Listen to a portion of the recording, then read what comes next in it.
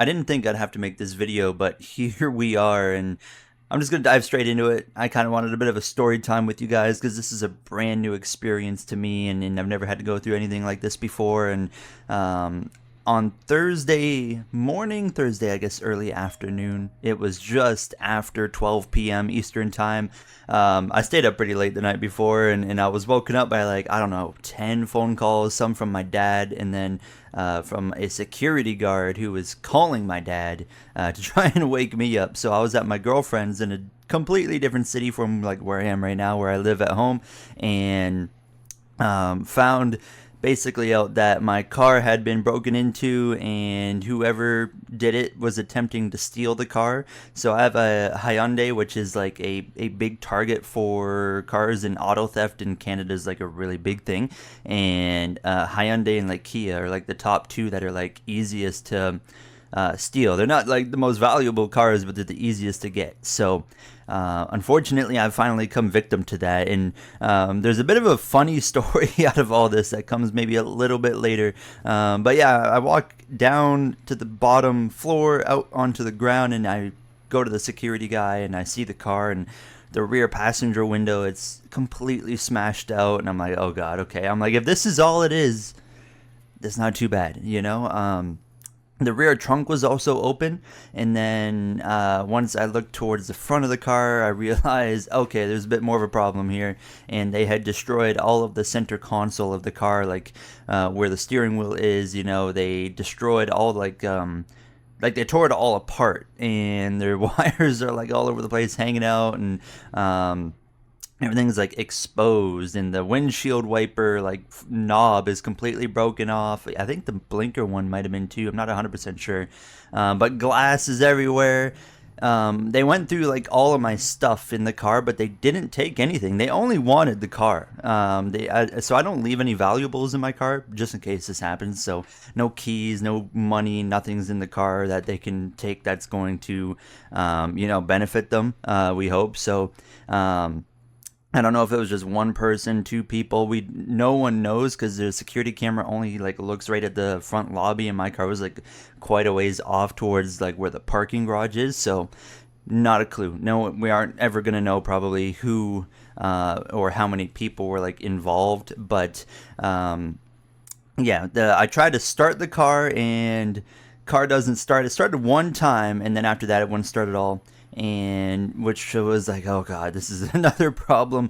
Fortunately, when the tow truck came the next day, we were able to get it fired up with a boost. So maybe there's some hope there. But yeah, I mean, car was completely toast and really sucked. I have some pictures, of course, going on the screen throughout the video for you guys to kind of see and what I was going through there. And the funny part of this all comes right after dealing with all this, going through the security guard. Then you have to call insurance, and as this is all happening, so about 2 weeks prior, maybe even 3 weeks, I had contacted the superintendent of my girlfriend's apartment building, and I said, hey, can I get a indoor, in the parking garage parking spot? And he's like, oh, of course, like I'll get on it. And 2 weeks go by, and I hadn't heard anything. And I mean, I was getting some updates like, yeah, I'm working on it, it's on the way. And then, I kid you not, as we're standing outside at the car, within 30 minutes, my girlfriend gets an email from the superintendent that I now have my indoor parking spot. I'm like, are you kidding me? Like, if you could have told me this one day earlier, this would have been really helpful. So yeah, it really sucks because well, obviously I'm out of a car right now, and fortunately I have insurance to cover this kind of thing. So as of right now, outside of my deductible, I won't be paying anything, hopefully. Now, if the car is a complete write-off, then I'm screwed. I'm completely screwed. But we'll cross that bridge when that, of course, happens. If it happens, we have to wait and see, and it's gonna be a while, I'd imagine. But really unfortunate, and what I didn't expect was the after effects of this happening, like in the moment and throughout the day. It didn't really, I was just like, it is what it is, we're just going to deal with it and go on about my day and keep on grinding, basically. And I'm like, okay, whatever. There's nothing I can do about it. I wasn't upset or anything, because why would you get upset about something under your control? There's no point.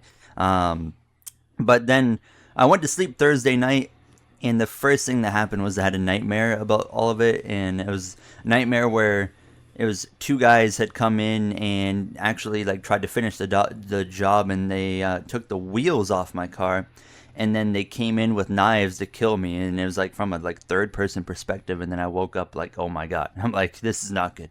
Then it was okay, and then I came home last night, so I'm recording this on Saturday, so I come home Friday evening after my car finally gets towed. I had to wait over 24 hours to get a tow for this thing, and then I get home Friday evening, and I'm trying to sleep last night, but now I'm like alone, and I realize how like much just this kind of thing can affect you, because every time I would hear like a noise outside of my house last night, because when I was in the apartment I was with my girlfriend, and also like not really much outdoor noise. We're way up on like a different floor, and you're not having to hear like cars or people making noise outside, where in my house you're right there by the road. So anytime I would hear a car rolling up last night past the house, or just any noise outside at all, it would like scare me awake, and I'd be like on edge for like the next 5 minutes, just like, oh my god, like have they figured out where I live